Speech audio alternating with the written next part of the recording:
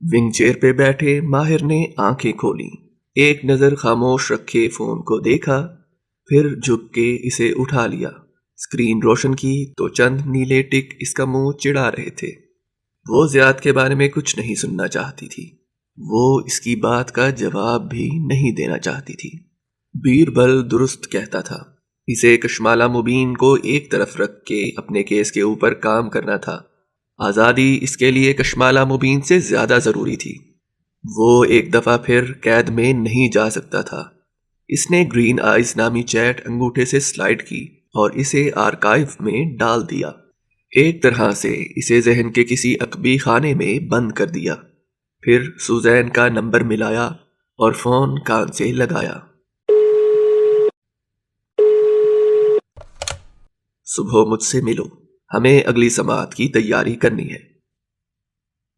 اس صبح موسم پہلے سے کئی گنا گرم تھا۔ عجیب سی حدت تھی جو سارے جدہ کو اپنی لپیٹ میں لیے ہوئے تھی۔ تمہارا فون آف تھا؟ نورا نے اسے اپنے آفس میں داخل ہوتے دیکھا تو فوراً تنبیہ کی۔ ابھی تک آف ہے۔ وہ سنجیدہ چہرے کے ساتھ قدم قدم چلتی اندر آئی۔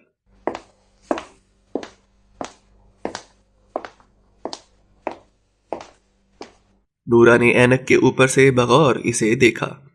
سرمئی عبائے میں ملبوس، آستین کوہنیوں تک چڑھائے، سکارف سر پہ لپیٹ کے گردن تلے عرصے، وہ بنا میک اپ کے سنجیدہ سی لگ رہی تھی۔ سامنے سے کھلے عبائے سے ہائی ویسٹ ٹراؤزر اور سفید ٹاپ نظر آتا تھا جس کے گریبان پہ داغ لگا تھا۔ آج وہ جیسے ڈھنگ سے تیار نہیں ہوئی تھی۔ آپ کی کہی گئی امپرووائزیشن کے بعد کی فائل۔ اس نے ایک فلیش ڈرائیو سامنے رکھی اور کھڑے کھڑے بتانے لگی۔ اس کے چہرے پہ دائیں طرف 2 نئے دانے ابھر رہے تھے۔ تم جلدی میں ہو؟ میں پاکستان واپس جا رہی ہوں، مزید کام نہیں کر سکوں گی۔ ایسے تو تم کبھی اپنا کریئر سیٹ نہیں کر سکو گی۔ کریئر؟ اس کے ہونٹوں پہ ایک تلخ سی مسکراہٹ ابھری۔ میری زندگی میں کریئر سے بڑے مسائل ہیں نورا۔ پھر کھنکھاری۔ میں جانتی ہوں میں نے کہا تھا کہ میں آپ سے کسی قسم کی پیمنٹ نہیں مانگوں گی، لیکن مجھے پیسوں کی ضرورت ہے۔ انداز میں شرمندگی در آئی۔ میں جانتی تھی تم آخر میں یہی کہو گی، پاکستانیز۔ نورا نے مسکرا کے جیسے تنزیہ سر جھٹکا۔ وہ بہت سی تلخی کھارے پانی کے گھونٹ کی طرح پی گئی۔ چہرہ سنجیدہ رکھا، ڈھیٹ اور سنجیدہ۔ صبح تمہارا شوہر آیا تھا؟ چیک کاٹتے ہوئے وہ سرسری انداز میں کہنے لگی۔ وہ جہاں تھی وہیں رہ گئی، ساکت، جامد۔ پھر سانس تک رک گیا۔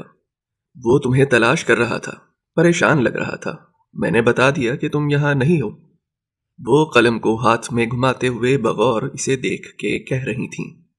کہاں رہ رہی ہو؟ مالا نے چیک اٹھا کے دیکھا۔ وہ اس کی توقع سے کم تھا لیکن غنیمت تھا۔ جگہ ہے میرے پاس۔ وہ زبردستی مسکرائی۔ ظاہر ہے وہ اس کے پیچھے آیا ہوگا۔ اس نے کیسے سمجھ لیا کہ وہ نہیں آئے گا؟ تمہارے حقوق ہیں اس ملک میں، یہ مت بھولنا۔ اگر کوئی مسئلہ ہو تو حکومت تمہیں بچا سکتی ہے۔ کوئی کسی کو نہیں بچا سکتا۔ وہ اس دفعہ مسکرائی تو اس کی آنکھیں گیلی تھیں۔ مزید پیسے چاہیے؟ ان کی آنکھوں میں کچھ تھا، ایک نرم سا تاثر جو اس نے پہلے نہیں دیکھا تھا۔ آنسوؤں کا ایک گولا حلق سے اوپر آنے لگا لیکن اس نے اسے نیچے دھکیل دیا۔ وہ حورے جہاں کی بیٹی تھی۔ اٹھی گردن سے مسکرائی اور نفی میں سر ہلا دیا۔ صرف اپنی محنت کے چاہیے تھے، وہ مل گئے، بہت ہے۔ وہ واپس دروازے تک جا رہی تھی جب ان کی آواز سنائی دی۔ وہ نہیں بدلے گا، کوئی کسی کے لیے نہیں بدلتا۔ وہ مڑی نہیں، بس دروازہ کھول کے آگے بڑھ گئی۔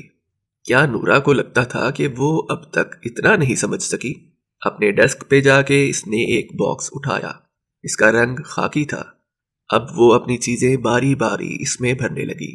ماں کی تصویر کا فریم، کاغذ، چارجرز اور اس کے پودے، ننھے ننھے ہاتھ جتنے سفید گملے۔ شیلڈن سب سے اوپر تھا۔ ذہن کے سامنے ایک منظر لہرایا۔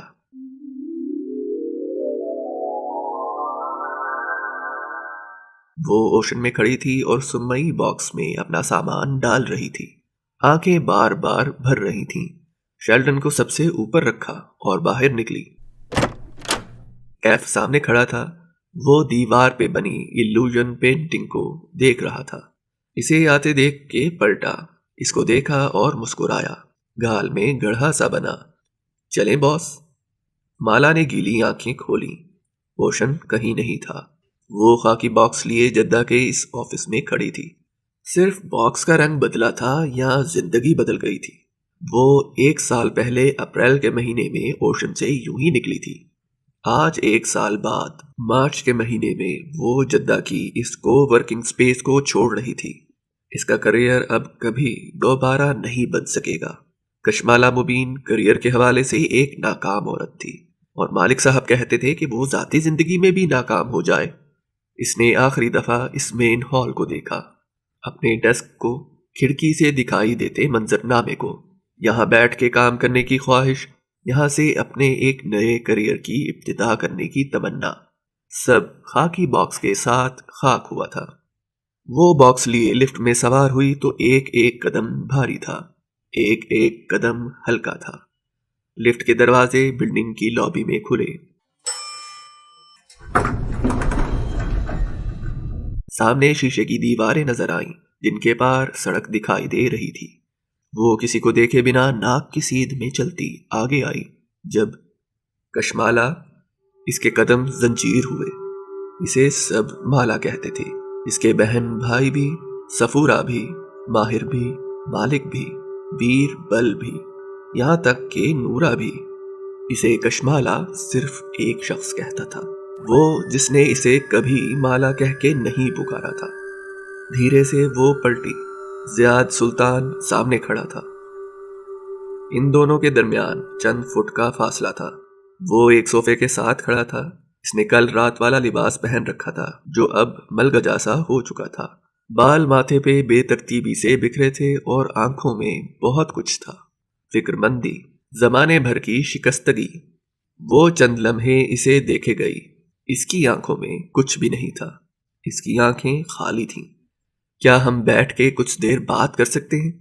وہ کہنا چاہتی تھی کہ نہیں، وہ اس کے ساتھ چند منٹ بھی نہیں گزار سکتی تھی۔ وہ راستہ بدلنا چاہتی تھی، لیکن پھر منظر بدلا۔ وہ سفید کامدار دوپٹہ سر پہ پہنے، انگوٹھیوں اور مہندی سے بھرے ہاتھ سے مسکرا کے سر جھکائے ایک کاغذ پہ دستخط کر رہی تھی۔ مولوی صاحب اس سے کچھ پوچھ رہے تھے۔ شیروانی میں ملبوس زیاد ساتھ تھا۔ وہ مسکرا رہا تھا۔ سب نے دعا کے لیے ہاتھ اٹھائے تھے۔ وہ دعا عام دعا نہیں ہوتی، وہ 2 انسانوں کو باندھ دیتی ہے، ایسے کہ وہ اتنے آرام سے رستہ نہیں بدل سکتے۔ مالا نے کچھ کہنے کے لیے لب کھولے۔ منظر پھر سے بدلا۔ وہ مالدیپ کے ایک ساحل پہ چل رہے تھے۔ اس نے سر پہ ہیٹ پہن رکھا تھا۔ وہ اسے کوئی قصہ سنا رہا تھا۔ وہ ہنس رہی تھی۔ ہر دفعہ قدم پیچھے کرتے وقت بہت سی یادیں سامنے آ جاتی، برے دنوں کی اچھی یادیں۔ وہ اس کا شوہر تھا، وہ ایسے راستہ نہیں بدل سکتی تھی۔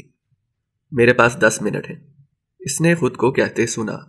دماغ اور جسم ساتھ ساتھ تھے، دل خاموش تھا۔ وہ دونوں لابی میں رکھے صوفوں کی طرف ایک ساتھ بڑھے۔ وہ اس کے سامنے ایک صوفے پہ بیٹھی، ٹانگ پہ ٹانگ جما لی۔ وہ سامنے بیٹھا تو ٹانگ پہ ٹانگ نہیں جمائی۔ آگے کو ہوئے صوفے کے کنارے بے چین سا بیٹھا، ہاتھ باہم پھنسائے ملتجی نظروں سے اسے دیکھا۔ میں تمہارے لیے اتنا پریشان رہا کہ تم کہاں چلی گئی ہو؟ میں رات سے تمہیں ڈھونڈ رہا ہوں۔ یہ آپ کو میرے اوپر ہاتھ اٹھانے سے پہلے سوچنا چاہیے تھا زیاد۔ ایک دم ساری یادیں پیچھے چلی گئیں، جیسے کسی نے انہیں کنویں میں دھکیل کے اوپر سے بہت سا پانی گرا دیا ہو۔ اب صرف اوپری بازوؤں پہ گرم سلاخوں جیسا درد رہ گیا تھا۔ کشمالہ، آئی ایم سوری، میں غصے میں آ گیا تھا۔ کیا تم وہ سب بھول سکتی ہو، ایسے جیسے کچھ ہوا ہی نہیں؟ وہ بے بسی سے کہہ رہا تھا۔ میں نے نہ کبھی تمہیں تھپڑ وغیرہ مارا ہے، نہ سوچ سکتا ہوں۔ وہ تو بس غصے میں، مین ہینڈلنگ کہتے ہیں اس کو زیاد۔ اس نے اپنے کندھے کو چھو کے یاد دلایا۔ زیاد پہ جمی اس کی آنکھوں میں غصہ بھی تھا اور نمی بھی۔ وہ نمی جانے کیوں پیچھا نہیں چھوڑتی تھی۔ آئی ایم سوری، میرا یہی غصہ ہمیشہ مجھے خسارے میں لا کھڑا کرتا ہے۔ تم ایک ہی ہفتے میں دوسری دفعہ ملک سے باہر جانے کا کہہ رہی تھی۔ کبھی اپنے باس پہ ایسا غصہ کیا اگر وہ ایک ہی ہفتے میں 2 انٹرنیشنل ٹرپس کا کہتا؟ کبھی باس کے بازوؤں کو ایسے جھنجھوڑا کہ اس پہ نیل پڑ جائے؟ نہیں نا؟ کیوں؟ وہ خاموش ہو گیا، البتہ اس کی آنکھوں میں نمی در آئی۔ میں بتاتی ہوں کیوں نہیں زیاد سلطان، کیونکہ آپ کے غصے کو بھی معلوم ہوتا ہے کہ اگر باس پہ ہاتھ اٹھایا تو وہ جواباً مار مار کے لہو لہان کر دے گا۔ وہ مرد ہے، آپ کا رزق اس سے بندھا ہوا ہے، اس لیے اس کے سامنے آپ کو اپنا غصہ دبانا پڑتا ہے۔ لیکن بیوی پہ ہاتھ اٹھایا جا سکتا ہے کیونکہ وہ جواب نہیں دے سکتی، چاہے وہ حورے جہاں کی بیٹی ہو یا بخت بی کی، وہ ڈر جاتی ہے۔ تیز تیز بولتے اس کا سانس پھولنے لگا۔ آئی ایم سوری، میں وعدہ کرتا ہوں یہ آئندہ نہیں ہوگا، مجھے خود احساس ہے کہ یہ بہت غلط ہوا۔ آئندہ؟ وہ گہرے گہرے سانس لیتی اسے دیکھتی رہی۔ ابھی آئندہ بھی آنا تھا؟ پلیز میرے ساتھ گھر چلو، تم جیسے کہو گی ہم ویسے کریں گے، ہم پاکستان چلے جائیں گے یا جہاں تم کہو، سمجھو وہ سب ہوا ہی نہیں۔ وہ آگے کو ہو کے بیٹھا، منت بھرے انداز میں کہہ رہا تھا۔ وہ ایک لمحے کے لیے گنگ ہو گئی، سمجھ میں نہیں آیا کہ وہ کیا کہے۔ وہ زیاد سے لڑنے، اس پہ چلانے کے لیے تیار تھی، لیکن وہ اس کی منت کے لیے تیار نہیں تھی، اس کے معافی مانگنے کے لیے تیار نہیں تھی۔ دل کے کنویں سے پھر وہی اچھی یادیں ہاتھ باہر نکالنے لگی، آنسو آنکھوں میں بھر گئے۔ وہ دونوں چند لمحے خاموشی سے اس لابی میں بیٹھے رہے، صوفوں پہ آمنے سامنے۔ میں آپ کے ساتھ نہیں جا سکتی، وہ بخت بی کی بیٹی نہیں تھی، اس کا دوسرا قدم اس سے مختلف ہوگا۔ یہ میں تمہارے لیے لایا تھا۔ زیاد نے جیسے سنا ہی نہیں، اس نے صوفے پہ ساتھ رکھا ایک چھوٹا سا گفٹ بیگ اٹھایا۔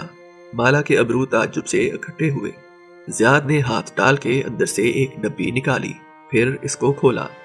میں اپنے رویے کی تلافی کرنا چاہتا ہوں، یہ صرف ایک جسچر ہے کہ میں شرمندہ ہوں اور آئندہ ایسا نہیں ہوگا۔ ڈبی میں ایک ننھا سا نازک ہیرے کا لاکٹ جگمگا رہا تھا۔ وہ چند لمحے ساکت سی اس لاکٹ میں چمکتے ہیرے کو دیکھے گئی۔ وہ 2 کیرٹ کا ڈائمنڈ تھا۔ کشمالا پلیز مجھ سے لڑو، جو کہو، تم بھی مجھے مار لو، میں کیوں مار لوں؟ وہ دبا دبا سا چلائی۔ مجھے ایسے بڑا نہیں کیا گیا زیاد۔ اس کا چہرہ سرخ ہو گیا۔ میرا غصہ بھی میری محبت کا حصہ ہے کشمالا، ہم غصہ بھی اپنوں پہ کرتے ہیں، اور اگر ان کا دل دکھا دیں تو اس کی تلافی بھی کرتے ہیں۔ میں تلافی کرنا چاہ رہا ہوں، بھول جاؤ اس رات کو، ایسے جیسے کچھ ہوا ہی نہیں۔ وہ ڈبی ہاتھ میں لیے بیٹھا اسے دیکھے گیا۔ میں بتاؤں محبت کیا ہوتی ہے؟ وہ گلابی چہرے اور نم آنکھوں سے کہہ رہی تھی۔ ماں بچپن میں ہمیں بھی مار دیتی تھی جب ہم بہت چھوٹے تھے، کبھی جوتا کبھی ہینگر، لیکن بڑے ہونے کے بعد انہوں نے کبھی ہم پہ ہاتھ نہیں اٹھایا، سوائے معید کے جب وہ نماز نہیں پڑھتا تھا۔ نماز کے علاوہ ماں ہمیں نہیں مارتی تھی۔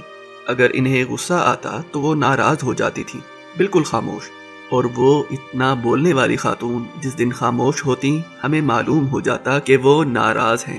وہ بات کیے بنا چپ چاپ اپنے کام کرتی، سلائی مشین لے کر بیٹھ جاتی، خواہ کے ٹانکے لگاتی، اور ہم تینوں ان کے ارد گرد منڈلاتے۔ اس کی آنکھوں سے ٹپ ٹپ آنسو گر رہے تھے۔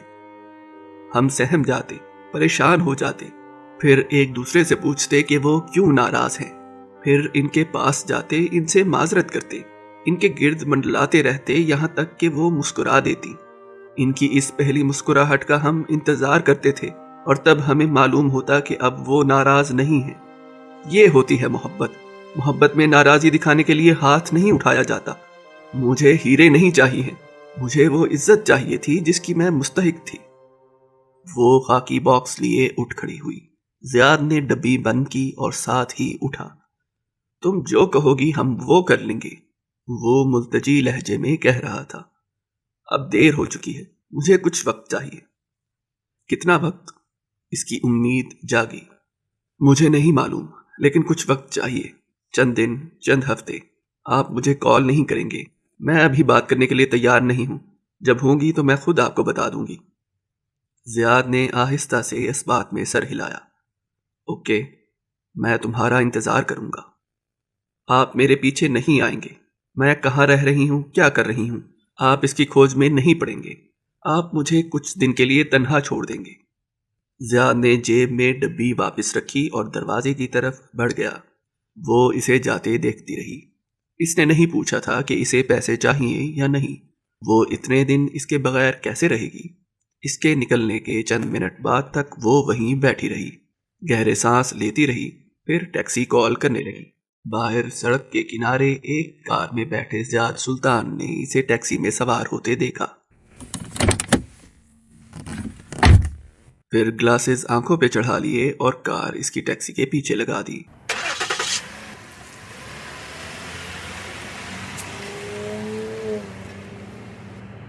درمیان میں ایک محتاط سا فاصلہ برقرار تھا۔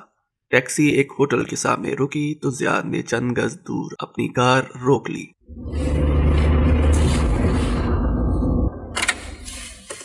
وہ خاموشی سے اسے ٹیکسی سے نکلتے دیکھے گیا۔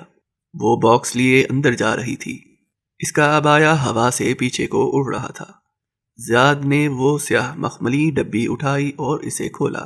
اندر جگمگاتے ہیرے کی چمک دوپہر کی روشنی میں آنکھوں کو خیرہ کر رہی تھی۔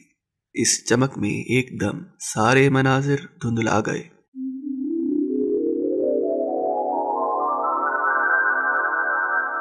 چمکیلی دھند چھٹی تو وہ ایک نیم تاریک سا لانگ روم تھا جہاں صوفوں پہ کپڑے چڑھے تھے۔ مرکزی صوفے پہ ایک گورا چٹا دراز قد آدمی بیٹھا تھا۔ سامنے ایک کم عمر سانولے رنگ کا لڑکا کھڑا تھا۔ اس نے کپ کپاتے ہاتھوں سے ایک رپورٹ کارڈ پکڑ رکھا تھا۔ اس پر بڑا بڑا زیاد سلطان لکھا تھا۔ آنکھوں پہ اینک لگی تھی اور پلکیں گیلی تھیں۔ کچن کے دروازے کے ساتھ ایک سفید دوپٹے والی دبلی پتلی سی عورت کھڑی تھی۔ اس کی آنکھوں میں بھی آنسو تھے اور اس نے چوکھٹ کو مضبوطی سے تھام رکھا تھا۔ ادھر دکھاؤ۔ آدمی نے کارڈ کھینچ لیا، پھر اسے کھول کے دیکھا۔ اس کی سرخ آنکھیں لڑکے کی طرف اٹھیں۔ لڑکے کا جسم ہولے ہولے کانپ رہا تھا اور چہرہ سفید ہو رہا تھا۔ آدمی نے کارڈ ایک طرف پھینکا، پھر وہ کھڑا ہوا۔ لڑکا جانتا تھا اب کیا ہونے جا رہا تھا۔ وہ بے اختیار 2 قدم پیچھے ہوا۔ آدمی نے پینٹ میں لگی بیلٹ کا بکل کھولا۔ لڑکے کی رنگت اب نچڑ چکی تھی۔ وہ ایک قدم مزید پیچھے ہوا۔ ان کے ہاتھ نے بیلٹ پوری کھینچ لی، پھر اسے اشارہ کیا۔ لڑکے نے پلٹ کے ماں کو دیکھا۔ وہ خاموش کھڑی تھی، آنکھوں سے آنسو بہہ رہے تھے۔ لڑکے کے قدم خود بخود ایک دروازے کی طرف اٹھنے لگے۔ وہ اس کمرے میں چلا گیا اور آدمی بیلٹ لیے اس کے پیچھے داخل ہوا۔ پھر اس نے دروازہ بند کر دیا۔ اب وہ عورت بھیگی آنکھوں سے بند دروازے کو دیکھ رہی تھی۔ منظر بدلا۔ وہی لانگ روم تھا، لیکن رات کھڑکیوں کے پردوں کے پیچھے اتری دکھائی دیتی تھی۔ عورت نے اس کمرے کا دروازہ کھولا۔ کم عمر لڑکا تنہا بیڈ پہ بیٹھا سر جھکائے ہوئے تھا۔ آہٹ پہ چہرہ اٹھایا، ایک آنکھ کے ساتھ نیل تھا۔ بازوؤں پہ بیلٹ کے نشان تھے اور بہت سے آنسو آنکھ میں اٹکے تھے۔ باہر آ جاؤ، تمہارے ابو آفس سے آ گئے ہیں۔ وہ تمہارا فیورٹ فرائیڈ چکن لائے ہیں۔ وہ کھانے پہ تمہارا انتظار کر رہے ہیں۔ وہ پیار سے اس کے بال سہلاتی کہہ رہی تھی۔ اس نے شکوہ کناں نظروں سے عورت کو دیکھا۔ ان کو احساس ہے کہ انہوں نے غلط کیا ہے۔ وہ اسی لیے چکن لائے ہیں۔ وہ آپ سے بہت محبت کرتے ہیں بیٹا۔ یہ ان کی محبت ہی ہے۔ غصہ بھی محبت کا حصہ ہوتا ہے۔ اب باہر آ جاؤ اور جو ہوا اسے بھول جاؤ جیسے وہ ہوا ہی نہیں۔ آنسو اس کے چہرے پہ لڑکتے گئے، لیکن اس نے اسبات میں سر ہلا دیا۔ پھر وہ کھڑا ہو گیا اور ماں کا ہاتھ پکڑ لیا۔ زبردستی چہرے پہ ایک مسکراہٹ سجائی اور ان کے ساتھ چلتا باہر آیا۔ ابو ڈائننگ ٹیبل پہ بیٹھے تھے۔ وہ مسکرا رہے تھے جیسے کچھ ہوا ہی نہ ہو۔ زیاد سلطان ڈرائیونگ سیٹ پہ بیٹھا زخمی نظروں سے اس جگمگاتے ہوئے ہیرے کو دیکھ رہا تھا۔ وہ اس کی پسندیدہ شے لایا تھا، ہیرا، 2 کیرٹ کا ہیرا۔ یہ ہیرا کافی کیوں نہیں تھا کشمالہ مبین کو یہ محسوس کروانے کے لیے کہ جیسے کچھ ہوا ہی نہ ہو۔ فرید لار نامی اپارٹمنٹ کا دروازہ کھول کے بیربل فرید اندر داخل ہوا تو پہلی نظر جوتوں کے ریک پہ پڑی۔ ماہر کے جوتوں کے ساتھ ایک سٹیلیٹو بھی رکھے تھے۔ لانگ روم سے آوازیں بھی سنائی دے رہی تھیں۔ نہ چاہتے ہوئے اس نے جوتے اتارے اور چابیوں کا گچھا انگلیوں پہ گھماتا راہداری عبور کر کے آگے آیا تو چہرے پہ بہت سی کڑواہٹ پھیل گئی۔ سوزی ایک صوفے کے ہاتھ پہ ایسے بیٹھی تھی کہ ٹانگ پہ ٹانگ جما رکھی تھی۔ ہاتھ میں کاغذوں کا ایک بلندہ تھا۔ سامنے ماہر کھڑکی کے ساتھ کھڑا تھا، دیوار سے ٹیک لگائے، بازو سینے پہ لپیٹے، پیروں کی کینچی بنائے۔ وہ ٹراؤزرز اور ٹی شرٹ میں ملبوس تھا، شیو بڑھی ہوئی تھی۔ یقیناً وہ آفس نہیں گیا تھا۔ وقوعے کی صبح آپ سوزی ماہر کو دیکھ کے کچھ پوچھ رہی تھی، ماتھے پہ کٹے بینگز اور بکیا بالوں کی چھوٹی سی اونچی پونی بنائے۔ اس کے چہرے پہ سنجیدگی تھی۔ مجھے یاد کرواؤ کہ تم کون ہو؟ بیربل فرید چیونگ گم چباتا ہوا سامنے آیا اور اسے دیکھ کے جیسے سوچنے لگا۔ اوہ ہاں، ماتھے کو ہاتھ مارا۔ تم وہ ہو جس نے دھوکے سے خود کو ماہر کی وکیل ظاہر کر کے مجھے تھانے سے بھیج دیا تھا۔ نہیں بیربل، میں وہ ہوں جس نے تمہیں چند فکروں میں ایسے کنونس کیا تھا کہ تم اپنے سگے بھائی کو تھانے میں تنہا چھوڑ کے چلے آئے تھے۔ سوزی نے افسوس سے پلکیں جھپکائیں۔ بیربل کا چہرہ سرخ ہوا۔ پہلے بے بسی سے ماہر کو دیکھا جو اب موبائل کی طرف متوجہ تھا، اور پھر اسے۔ سنو، میرے ساتھ گیمز نہ کھیلو، میں یہ تب سے کھیل رہا ہوں جب سے۔ بہت ضبط سے خود کو روکا۔ جب سے؟ سوزی مسکرائی اور اس کی مسکراہٹ بیربل کو تپانے کے لیے کافی تھی۔ سین پوتکال دا وائٹامن کین، چبا چبا کے بولا، جب تم ایک مالٹے کا وٹامن تھی، ایک ترکش محاورہ جس کا معنی ہے جب تم پیدا بھی نہیں ہوئی تھی۔ بیربل، اس نے فون سے چہرہ اٹھا کے اسے گھورا۔ بیربل نے کندھے اچکائے اور ایل شیپ صوفے کے کنارے پہ آ بیٹھا، ٹانگ پہ ٹانگ رکھی اور اب کے قدرے مسکرا کے اسے دیکھا۔ آپ جاری رکھے۔ سوزی ایک ناپسندیدہ نظر اس پہ ڈال کے واپس ماہر کی طرف متوجہ ہوئی۔ وہ ہنوز صوفے کے ہاتھ پہ بیٹھی تھی اور وہ سامنے کھڑا تھا۔ ماہر بے، آپ وقوعے کی صبح، ویسے تمہارے بابا مالک کے دوست کیسے بنے؟ روبوٹس کے دوست بھی ہوتے ہیں کیا؟ اب کہ وہ شیو کھجاتے ہوئے قدرے سادگی سے پوچھ رہا تھا۔ سوزی نے ضبط سے خود کو روکا اور ایک تیز نظر اس پہ ڈالی۔ مالک بے دوستوں کے دوست ہیں، انہوں نے مجھے صرف ماہر کی ضمانت کروانے کے لیے کہا تھا، لیکن ماہر چاہتا ہے کہ میں آگے بھی اس کی نمائندگی کروں، اس لیے میں یہاں موجود ہوں۔ آپ کو کوئی اعتراض ہے؟ نہیں، پلیز کیری آن۔ ماہر بے، اب کہ اس نے آواز اونچی کی اور لہجہ تیز، اس سے پہلے کہ بیربل دوبارہ مداخلت کرے، جج کے ضمانت منظور کرنے کا یہ مطلب نہیں ہے کہ وہ آپ کو رہا کر دے گا۔ آپ اس کیس میں بری طرح پھنسے ہوئے ہیں، آپ کا ہر جواب آپ کو مزید پھنسائے گا۔ میں نے غالب نواز کا قتل نہیں کیا، میں اس وقت معید کی شادی میں تھا، وہ دھیمی آواز میں کہتا کھڑکی سے ہٹا اور بیربل کے بائیں جانب آ بیٹھا۔ موبائل اس نے کہیں پیچھے رکھ دیا۔ وہ اب پوری طرح سوزی کی طرف متوجہ تھا۔ شادی کا فنکشن صبح 11 بجے شروع ہوا تھا، آپ وہاں 11:30 پہنچے تھے۔ پوسٹ مارٹم رپورٹ کے مطابق قتل صبح 8 بجے ہوا تھا۔ آپ قتل کرنے کے بعد بآسانی لباس تبدیل کر کے وینیو پہ پہنچ سکتے تھے۔ صبح 8 بجے میں گھر پہ تھا۔ ایک نظر بیربل کو دیکھا، اپنے بھائی کے ساتھ۔ بھائی کی گواہی کو جج پھونک مار کے اڑا دیتے ہیں ماہر بے، آپ کا الابائی بہت کمزور ہے۔ فیضی خانم بھی گھر پہ تھی، میری ہاؤس ہیلپ۔ ملازم اور بھائی دونوں جھوٹ بول سکتے ہیں، بیکار۔ اس نے شانے اچکائے۔ بیربل فرید نے مٹھی بھینچ کے جیسے بہت مشکل سے ضبط کیا۔ اور یہ ویڈیو؟ ماہر نے میز پہ رکھے ٹیب کی اسکرین کی طرف اشارہ کیا۔ میں اس ویڈیو میں زیاد سلطان کے ساتھ اس کاٹیج میں کھڑا نظر آ رہا ہوں۔ یہ رہا وہ کین اور یہ رہا وہ لائٹر۔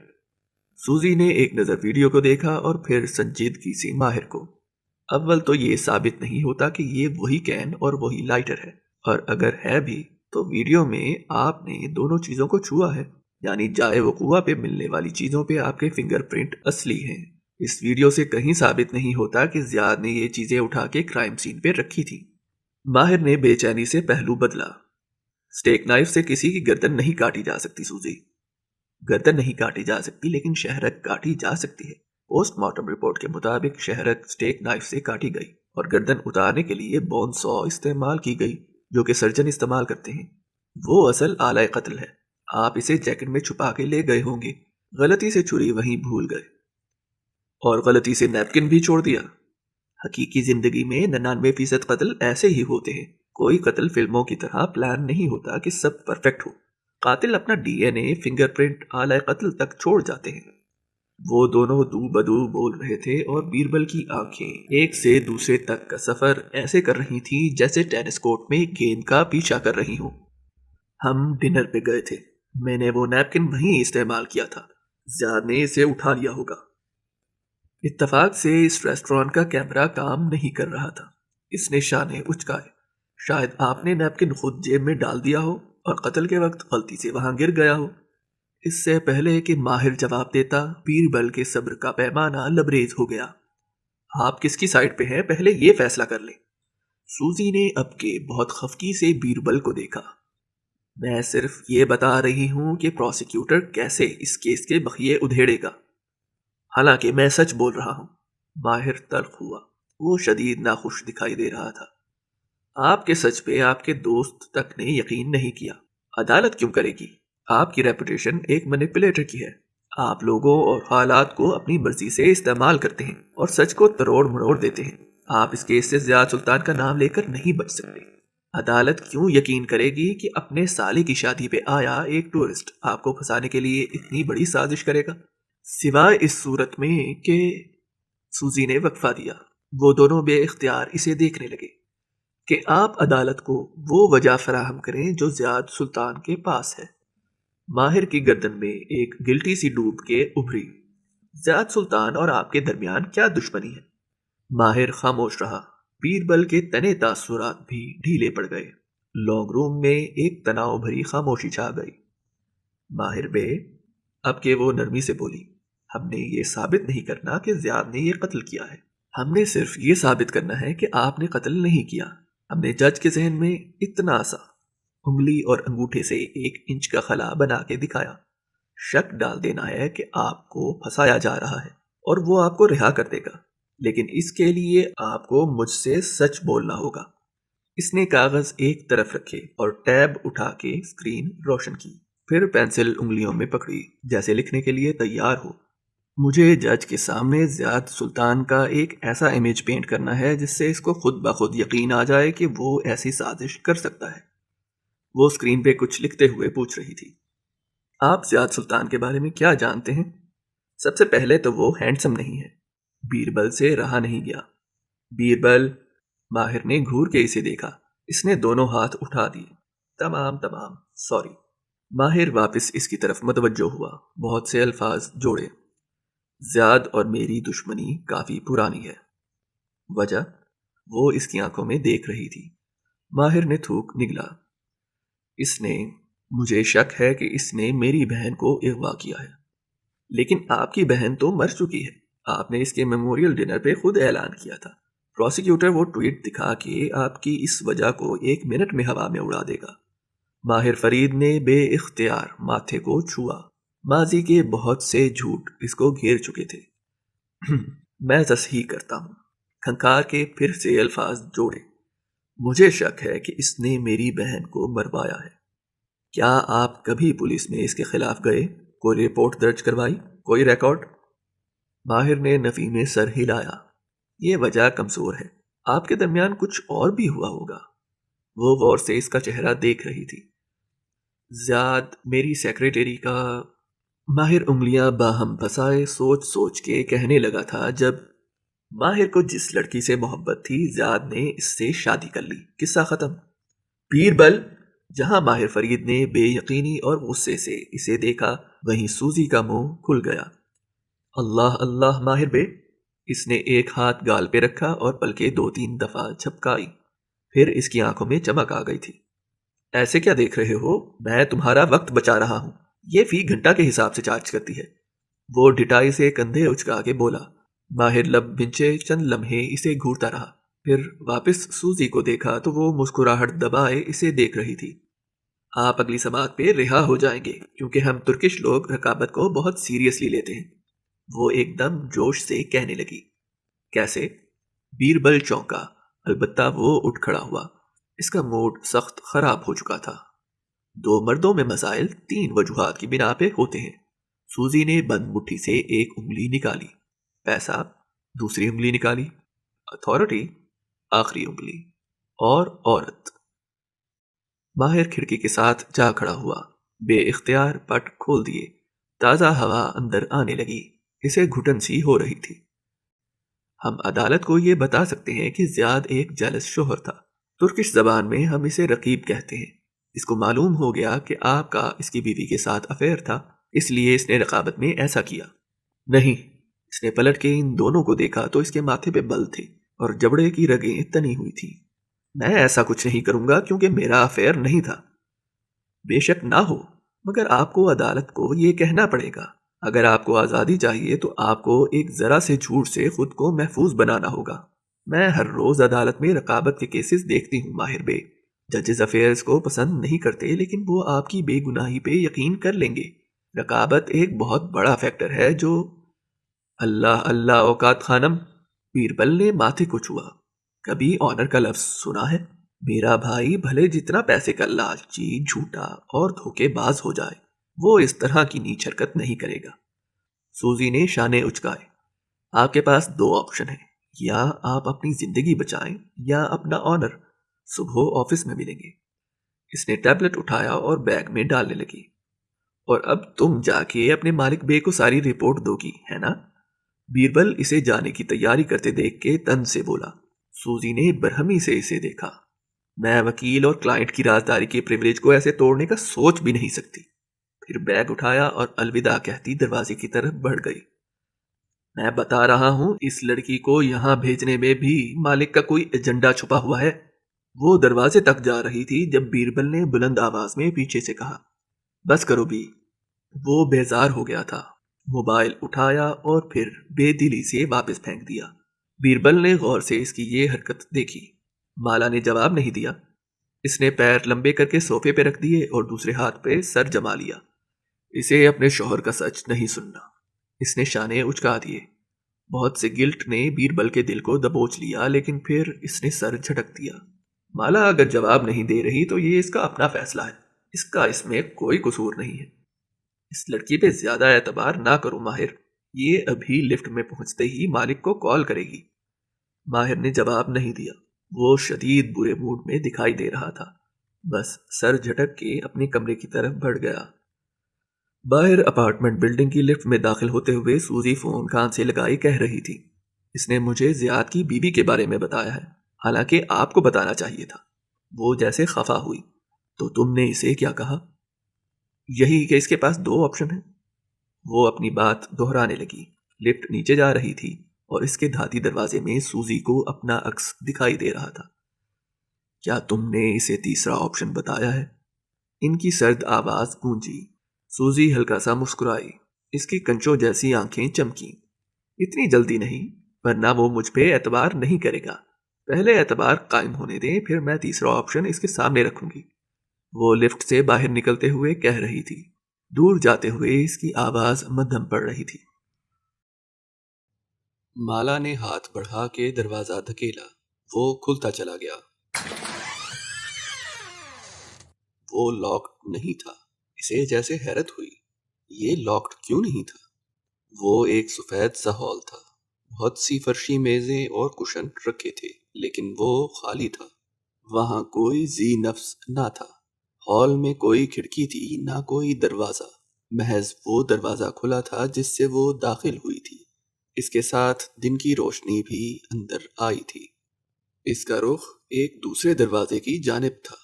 اسے جیسے معلوم تھا کہ اسے یہیں جانا ہے۔ وہ قدم قدم چلتی اس دروازے تک آئی۔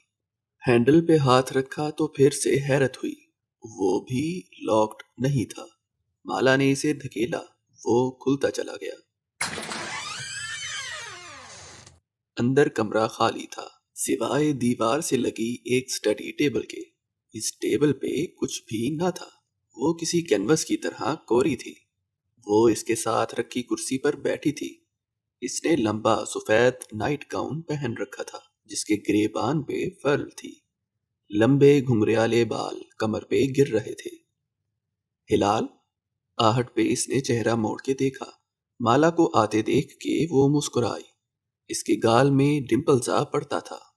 وہ اس ڈمپل کو پہچانتی تھی۔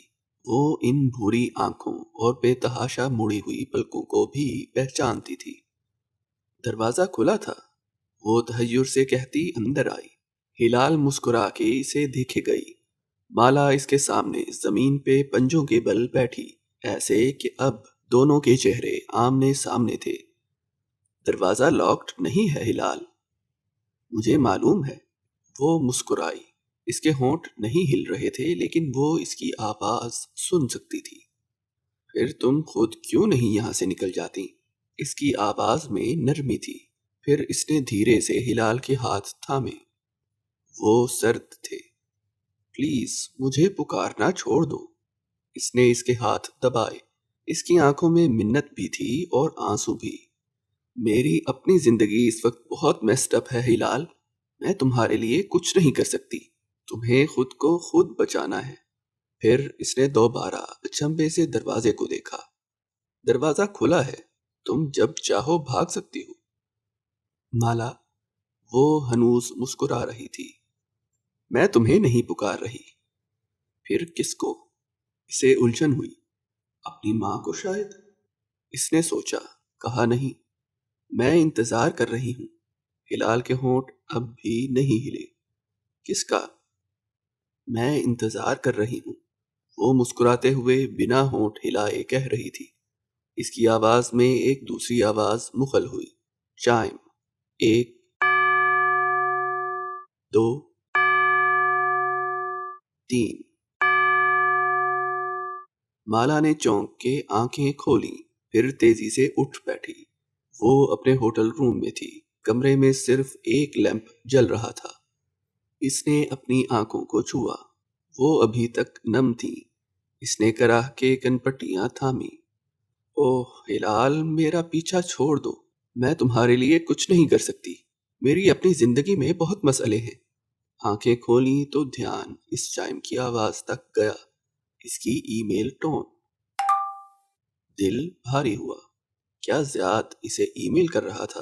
موبائل اٹھا کے روشن کیا تو لمحے بھر کے لیے وہ جہاں تھی وہیں رہ گئی۔ ظہیر، میں اسلام آباد میں ایک نیا ریسٹورانٹ کھول رہا ہوں، ساتھ میں ایک بوتیک بیکری بھی، اور میں چاہتا ہوں کہ تم میرے ساتھ کام کرو۔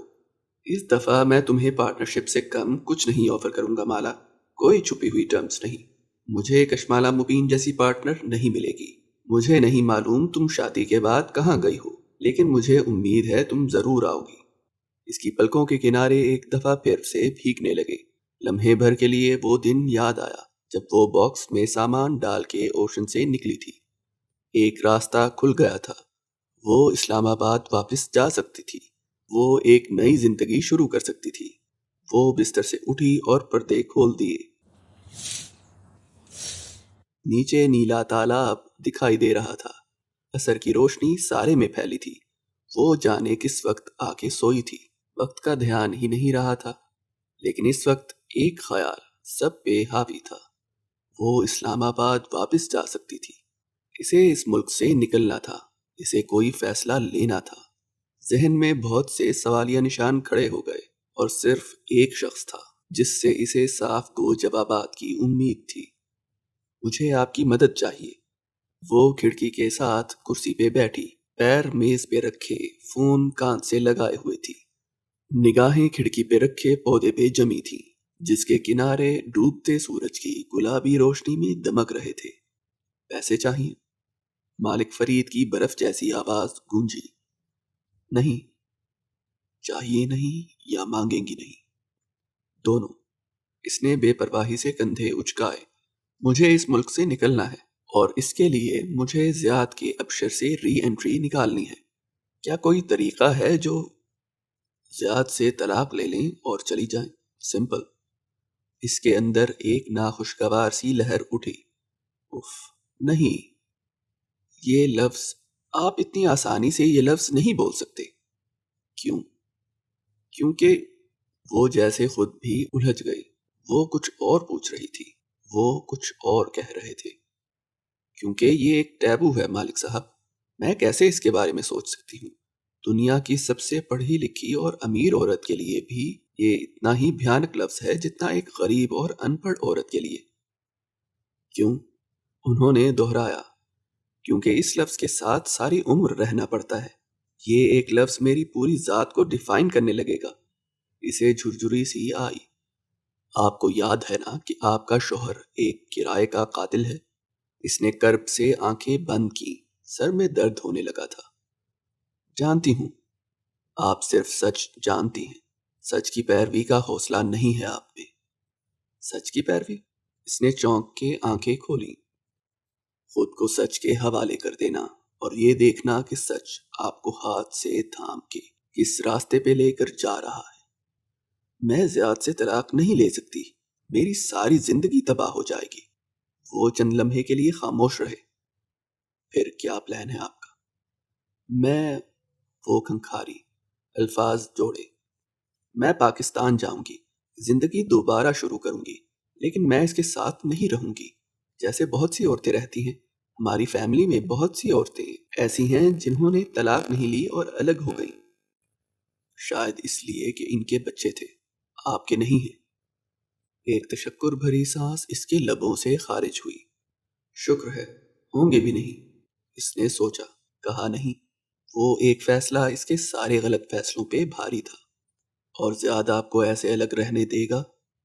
جب میں اس کے ساتھ رہنا ہی نہیں چاہوں گی تو وہ مجھے زبردستی کیوں رکھے گا؟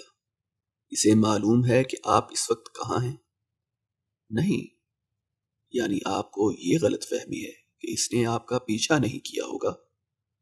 مالک صاحب، اس کی آواز میں بیزاری در آئی، وہ کوئی کریپی سا آدمی نہیں ہے جو میرا پیچھا کرے گا۔ آف کورس وہ کریپی نہیں ہے، وہ صرف ایک قاتل ہے۔ اس کے جرائم ایک طرف، میرے ساتھ اس کا رشتہ الگ ہے۔ وہ مجھے استنبول جانے سے نہیں روک سکا تھا۔ وہ میرے ساتھ کسی قسم کی زبردستی نہیں کر سکتا۔ میں اپنے حقوق جانتی ہوں۔ وہ تلخ ہوئی۔ وہ کیا پوچھ رہی تھی اور وہ بات کو کہاں سے کہاں لے گئے تھے؟ شاید ماہر ٹھیک کہتا تھا۔ کس بارے میں؟ یہی کہ زیاد نے آپ پہ سحر عشق کیا تھا۔ وہ جہاں تھی وہیں ٹھہر گئی۔ فون کان سے ہٹا کے اسے گھورا، پھر واپس کان سے لگایا۔ واٹ؟ اس کی حیرت بیزاری میں بدل گئی۔ اوہ، ماہر نے یہ تھیوری آپ سے شیئر نہیں کی تھی؟ انہیں جیسے اپنی غلطی کا احساس ہوا۔ یہ دنیا کی سب سے بچکانہ بات ہے۔ اس کا چہرہ گلابی پڑنے لگا۔ وہ یہ سمجھتا ہے کہ زیاد نے مجھ پہ کوئی جادو؟ What naan sense! اف! شدت غیظ سے اس نے مٹھیاں بھینچ لی۔ یو نو واٹ، آپ سب ایک جیسے ہیں۔ آپ سب یہ سمجھتے ہیں کہ ہر چیز میں میرا قصور ہے۔ مجھے آپ کی کوئی مدد نہیں چاہیے۔ مجھے واقعی آپ کی فیملی سے دور رہنا چاہیے۔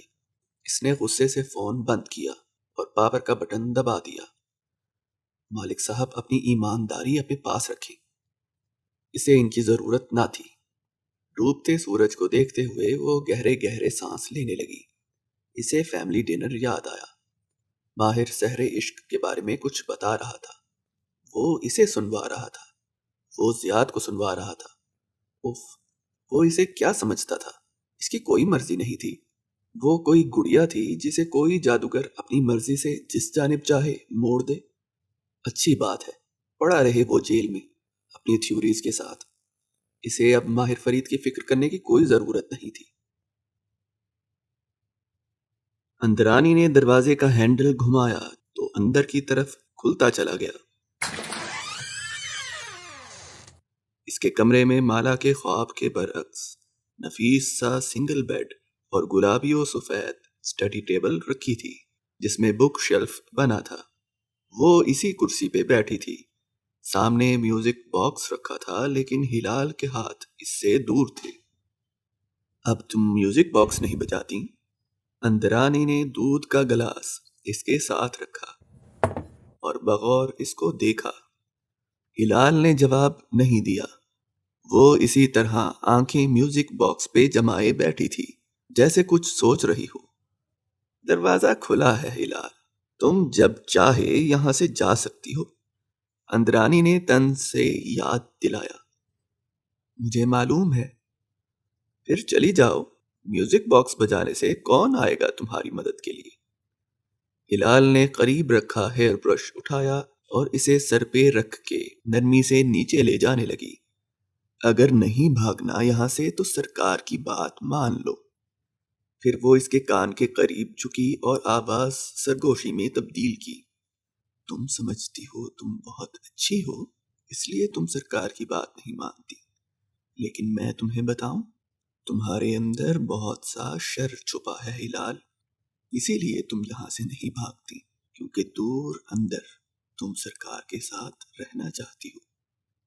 میں انتظار کر رہی ہوں اندرانی، وہ گھنگریالے بالوں کو آہستگی سے برش کرتے ہوئے بولی۔ اندرانی چونک کے پیچھے ہوئی، ابرو مشکوک انداز میں اکٹھے کیے۔ کس کا؟ میں انتظار کر رہی ہوں۔ وہ اب بائیں جانب کے بالوں میں برش پھیر رہی تھی۔ اس کا چہرہ ہمیشہ کی طرح بے تاثر تھا۔ اپنے بھائی کا؟ اندرانی حیرت سے اسے دیکھے گئی، یہ اس کے لیے ایک نئی بات تھی۔ ہلال نے برش رکھا اور ہاتھ آگے بڑھا کے کپ میں کھڑی رنگین پینسلز نکالی، پھر نوٹ بک سامنے کی اور صفحہ پلٹایا۔ اب ایک کوہرا صفحہ سامنے تھا، اس کی انگلیاں تیزی سے اس صفحے پہ رنگ بھرنے لگیں۔ اندرانی نے غور سے اس صفحے کو دیکھا، اسے کبھی سمجھ میں نہ آیا تھا کہ وہ کیا بناتی تھی۔ لکیریں، رنگ، عجیب سی شکلیں۔ اندرانی کو خوف سا محسوس ہوا، وہ چپ چاپ وہاں سے چلی آئی۔ دودھ کا گلاس ویسے ہی پڑا رہا۔